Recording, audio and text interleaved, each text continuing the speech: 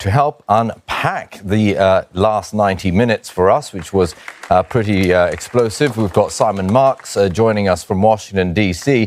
Simon, it's safe to say that, of course, that debate was littered with interruptions, mostly by the president himself, and aggravated Biden to the point where he unleashed what some may say was a little bit of profanity, asking the Mr. President to shut his mouth.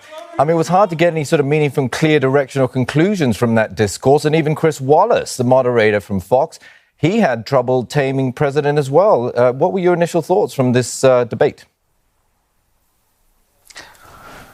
Well, we've never seen anything like it, and we've never seen anything less edifying in American presidential politics, and we've never seen a greater illustration of just how far this country has drifted away from its traditional moorings over the course of the last 4 years.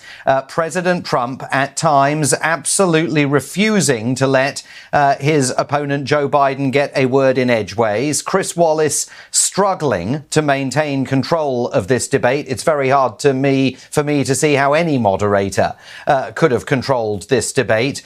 Joe Biden, I think, finding himself in exactly the position that Nancy Pelosi, the Speaker of the House of Representatives, feared, constantly having to respond to President Trump as the president tried to interfere with the direction of the conversation. At times, it almost looked as though Joe Biden might be wondering whether he should bother continuing standing on the stage. I thought there were a couple of moments there where Joe Biden might even have been weighing up whether it would be better to abandon the podium and simply walk away. There were two absolutely bitter exchanges between President Trump and Joe Biden about Joe Biden's son, Hunter Biden. The second exchange began when Joe Biden tried to talk to Donald Trump about reports that he had called members of the military losers and suckers. And Joe Biden, whose own son, his late son, Beau Biden, was a military veteran, insisted that his son wasn't a loser. And President Trump,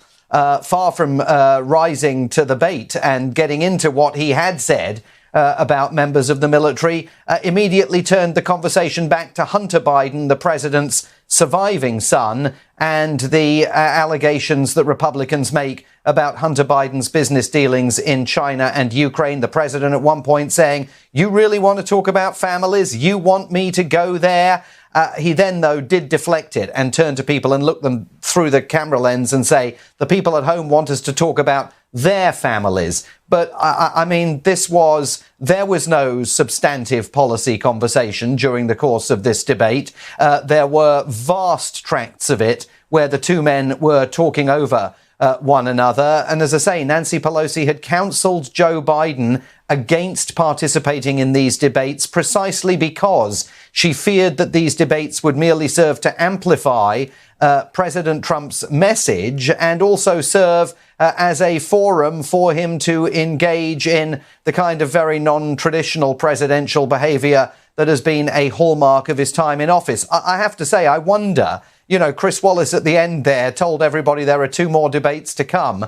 I wonder if there really are. I wonder if in a week from now, 8 days from now, we're going to be sitting down and covering a second debate, or whether perhaps they'll throw the towel in after just one.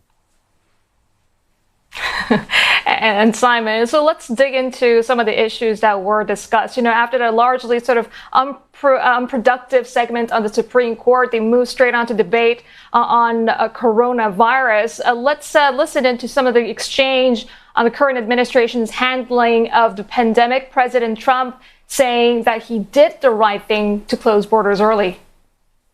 By my doing it early, in fact, Dr. Fauci said, President Trump saved thousands of lives. Many of you Democrat governors said, President Trump did a phenomenal job. We worked with the governor. Oh, really? Go take a look. The governors said I did a phenomenal job. Most of them said that. In fact, people that would not be necessarily on my side said that. President Trump did a phenomenal job. We did. We got the gowns. We got the masks. We made the ventilators. You wouldn't have made ventilators. And now we're weeks away from a vaccine. He knew this was happening, knew how dangerous it was going to be back in February, and he didn't even tell you. He's on record as saying it. He panicked or he just looked at the stock market. One of the two, because guess what? A lot of people died and a lot more are going to die.